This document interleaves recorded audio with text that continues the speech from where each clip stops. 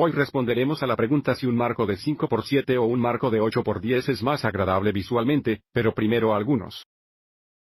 Historia. Los antiguos griegos usaban rectángulos dorados, que son cualquier rectángulo en el que la relación entre el largo y el ancho es la proporción áurea, para crear también un aspecto estéticamente agradable. Como recuerdan las estructuras sólidas, la proporción áurea es exactamente igual a la razón entre la suma de 1 y el cuadrado de 5 a 2, o si dividimos aproximadamente 1.618 o es una proporción 1618 a 1 a la izquierda tenemos un rectángulo dorado anaranjado que indica cualquier valor positivo de x, la relación que se muestra entre la longitud y el lado más largo con respecto al ancho o el lado más corto es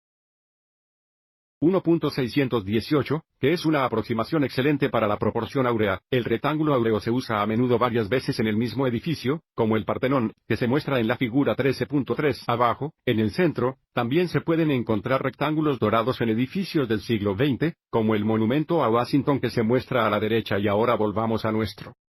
Otra vez, las dimensiones del marco común son 5 por 7 pulgadas u 8 por 10 pulgadas, lo que es más agradable visualmente para responder a la pregunta. Calculamos las proporciones de las longitudes a las anchuras, redondearemos ese valor a la milésima más cercana, y determinaremos qué tamaño se aproxima mejor a un rectángulo áureo y, por lo tanto, es más agradable a la vista. Nuevamente, las proporciones que queremos son las relaciones entre la longitud y el ancho, por lo que para un marco de 5 por 7, recuerde que la longitud es siempre el lado más largo, y el ancho siempre es el lado más corto. Y, por lo tanto, la relación es 7:2.5 y si dividimos 7, dividimos 5 es igual a 1.4, y para el marco de 8 por 10, la relación es de 10 a 8 o si dividir 10 y de 8 es igual a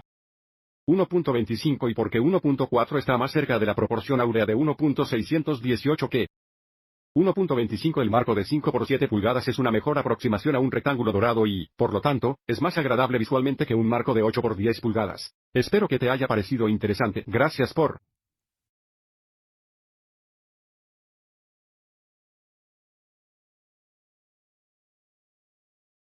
mirando.